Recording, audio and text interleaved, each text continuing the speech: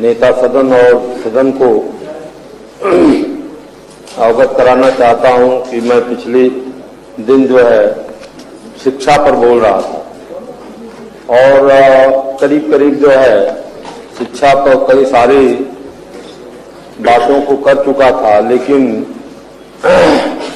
एक विषय रह गया था जो है कि राजकीय विद्यालयों में जो पुराने 760 विद्यालय उत्तर प्रदेश में राजकीय विद्यालय रहे, उनकी स्थिति तो ठीक है, वो चल रहे हैं, लेकिन जो RMSA योजना, राष्ट्रीय माध्यमिक शिक्षा अभियान की योजना से माननीय अध्यक्षता महोदय जो विद्यालय खुले, उनकी स्थिति इतना खराब है कि उसमें एक विद्यालय एक टीचर 2 टीचर, तृतीय श्रेणी कर्मचारी नहीं, चतुर्थ श्रेणी का कर्मचारी नहीं, और इसकी कोई व्यवस्था इस बजट में नहीं की गई है। जो है इस तरफ मैं सरकार का ध्यान आकृष्ट करना चाहता हूं कि यह इससे शिक्षा का स्तर जो है गिरता चला जा रहा है।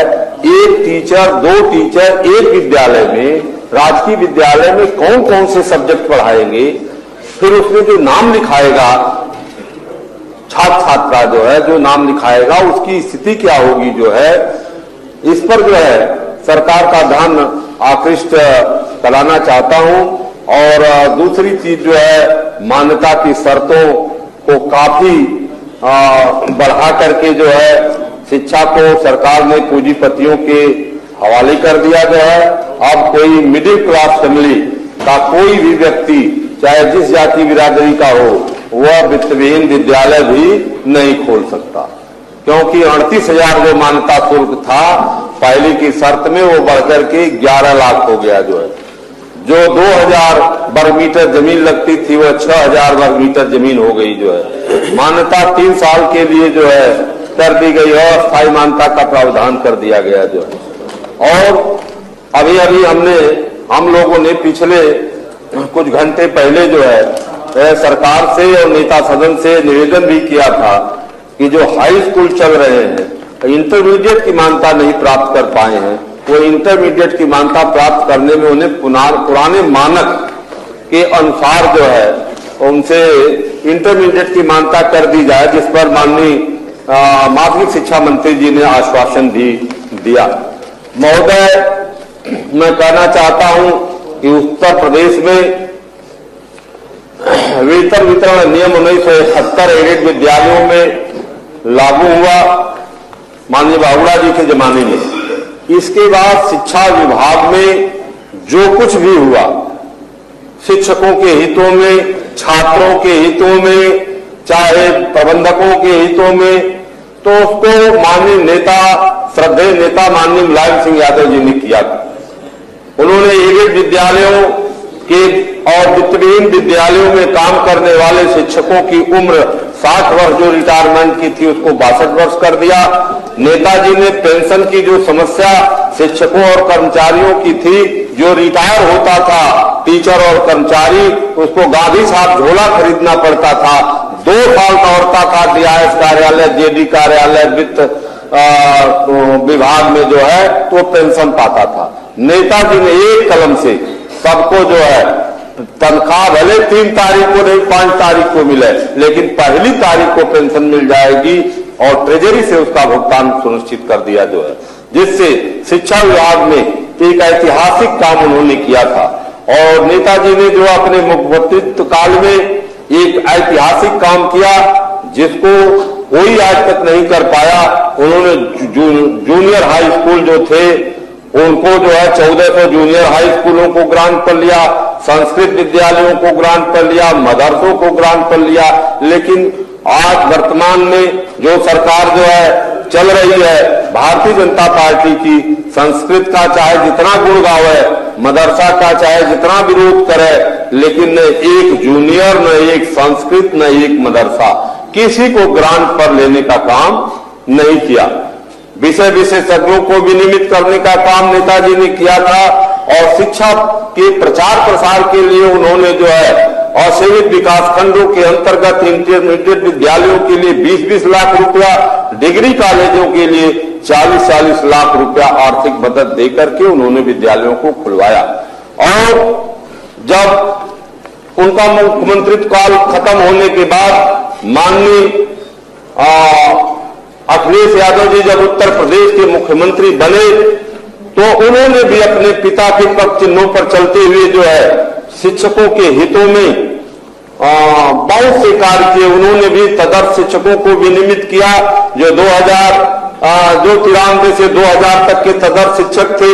2000 के बाद वालों को उन्होंने कहा था कि हम बाद में करेंगे, लेकिन सरकार चली जाने के कारण नहीं कर पाए। शिक्षा मित्रों को उन्होंने सहायक अध्यापक बनाया। शिक्षा मित्र जो 3500 वेतन पाता था उसको फर्श से लेकर अर्श तक पहुंचाया जो है। और वित्तविहीन विद्यालयों को कि आंसुओं को कोई पूछने के लिए इस धरती पर तैयार नहीं था, तो माननीय अखिलेश यादव जी ने 2 अरब रुपया उनको मानदेय के रूप में ट्रेजरी से देकर के सीधा भुगतान उनके खातों में कराने का काम किया था।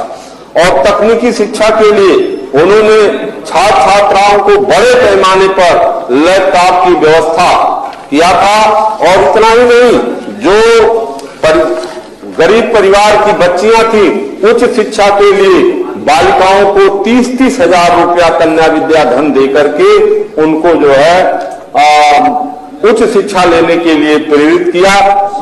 अनुदेशकों को भी मानदेय जो 9000 था उसको बढ़ा करके 17000 कर दिया। इससे साबित होता है कि शिक्षा में जो कुछ भी हेमवती नंदन बहुगुणा जी के बाद शिक्षा में जो कुछ भी हुआ आज तक उसको या तो नेताजी ने किया या तो उनके सुपुत्र माननीय अखिलेश यादव जी ने किया। अगर इस सरकार की बात मैं करूं कि सरकार की क्या उपलब्धियां हैं शिक्षा के क्षेत्र में, तो उसको भी बता देना चाहता हूं ताकि सरकार चलाने वाले भी जान जाएं कि हमारी उपलब्धियां क्या हैं, नहीं तो कहेंगे कि हमारे विषय में नहीं बताया गया। इस सरकार में शिक्षा के क्षेत्र में जो वित्तविहीन विद्यालयों की शर्तें सामान्य शर्तें थी उस शर्तों को इतना बढ़ा दिया कि उसको अब केवल पूंजीपति ही खोल सकते हैं, सामान्य व्यक्ति वित्तविहीन विद्यालय भी नहीं खोल सकता है। इतना जमीन और मान्यता का शुल्क बढ़ा दिया। इस सरकार ने बोर्ड फीस में बढ़ोतरी किया तथा परीक्षा के पेपर कम कर दिए जो है। 22 पेपरों को प्रतियोगी परीक्षाओं का लीक कर दिया जिससे नौकरी पर जो है डाका डाल दिया गया। नौकरी जो है पूरी तरह से प्रतिबंधित होने की स्थिति में हो गई।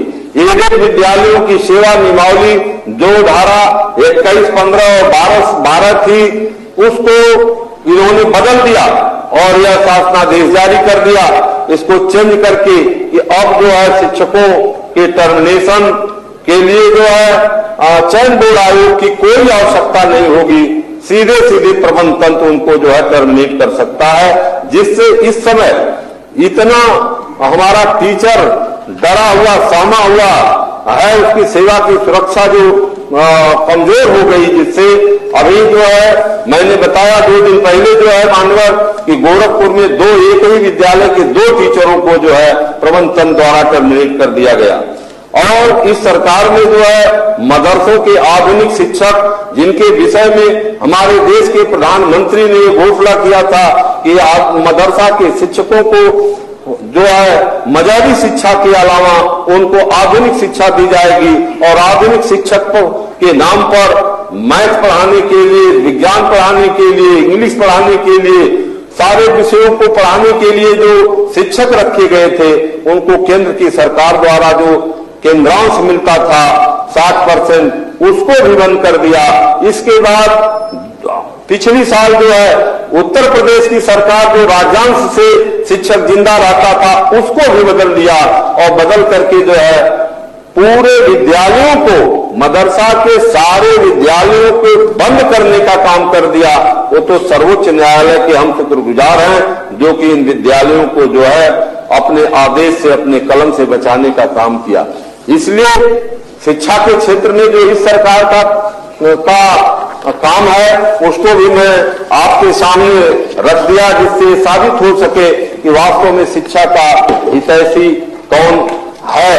और जब से उत्तर प्रदेश की सरकार इधर जो है 20-25 सालों से चल रही है, कौन से घटनाक्रम, कौन से कार्य किए गए।